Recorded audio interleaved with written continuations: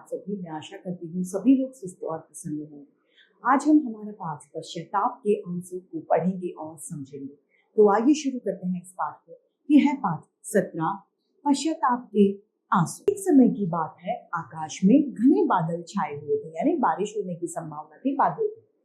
दिन में भी अंधकार का एहसास हो रहा था, यानी दिन में भी अंधेरा अंधेरा सा लग रहा था बादलों की वजह से। तेज आंधी और वर्षा चारों तरफ प्रलय मचा रही थी। रह रहकर छोटे छोटे ओले पड़ रहे थे। तेज आंधी के कारण जंगल के कमजोर पेड़ उखड़े जा रहे थे। पेड़ों की टहनियां टूट टूट कर जमीन पर गिर रही थी। उसी समय जंगल में एक बहेलिया शिकार के लिए गया हुआ। वह इस प्रलयकारी तूफान में फंस गया। उसके कंधे पर धनुष और बाण था। एक डंडे में उसने जाल बांध रखा था, जो उसने अपनी पीठ पर लटका रखा था। उसके हाथ में एक पिंजरा था और उस पिंजरे में एक कबूतरी उसने पिंजरे में कैद कर रखी थी। वह इस भयंकर तूफान से अपने प्राण बचाने के लिए कोई शरण स्थल, यानी जहां पर वो रुक सके, ऐसी जगह वो ढूंढ रहा था। लेकिन सारी कोशिश करने के बाद भी उसे ऐसा कोई भी स्थान, यानी कोई भी जगह उसे नहीं मिली जहां पर वो रुककर आपदा से, यानी संकट से अपना बचाव कर सके। अंत में वह, यानी आखिर में वह घबराकर एक पेड़ से नीचे पहुंचा और चिल्लाकर कहने लगा, यहाँ कोई है जो मुझे बचा। हाय, मैं सर्दी से ठिठुर रहा हूँ। आज तो खाने को भी कुछ नहीं मिला। बचाओ, कोई बचाओ, नहीं तो मैं मर जाऊंगा। भला उस जंगल में ऐसे समय में कौन हो सकता था? वहां कोई मनुष्य नहीं था। जिस पेड़ के नीचे वो खड़ा होकर यह कह रहा था, उसी पेड़ पर एक कबूतर बैठा था। वह कबूतर पिंजरे में बंद अपनी प्रिय कबूतरी को देख रहा था, यानी वो कबूतरी का पति था, और उसके वियोग में, यानी उसके बिछड़ने की वजह से तड़प तड़प कर चिल्ला रहा था। तब कबूतरी पिंजरे में से बोली, प्राणनाथ, यानी हे प्राणों के स्वामी, यह बहेलिया आज आपका अतिथि है, यानी ये आपका आज मेहमान है। यह सर्दी से ठिठुर रहा है और भूखा है। इसकी सर्दी दूर करने और कुछ खाने का इंतजाम, यानी प्रबंध कीजिए।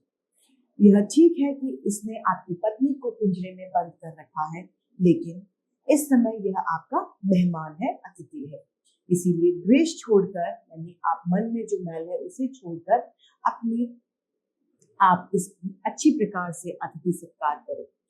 इस मुसीबत में यदि आप द्वेष में आकर इनकी मदद नहीं करोगे तो इसका पाप आपको लगेगा। कबूतर ने अपनी पत्नी की बात मान ली। उस समय आंधी और वर्षा शांत हो चुकी थी। आंधी और बरसात खत्म हो गई।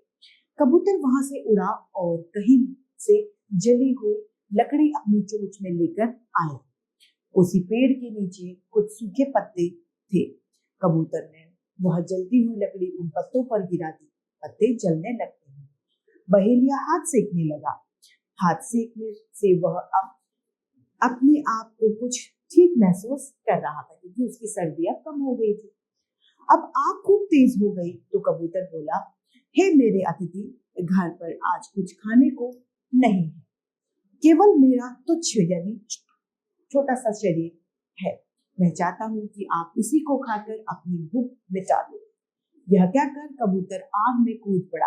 सोचने लगा, ओह, यह पक्षी ही मुझसे अच्छा है, जो दूसरों के लिए अपने प्राण दे सकता है, यानी अपनी जान भी दूसरों के लिए न्यौछावर करता है। धिक्कार है मेरे जीवन पर, जो मैं इन दीन प्राणियों को पकड़ता हूँ और मारता हूँ। यह ग्लानि से, यानी इसके अपने मन में इस गलती की भावना उसको जागृत हो गई कि जो मैं करता हूँ वो गलत है।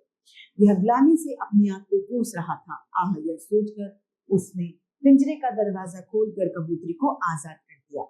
कबूतरी ने सोचा कि पति के बिना अब मेरा जीवन बेकार है, यानी व्यर्थ है।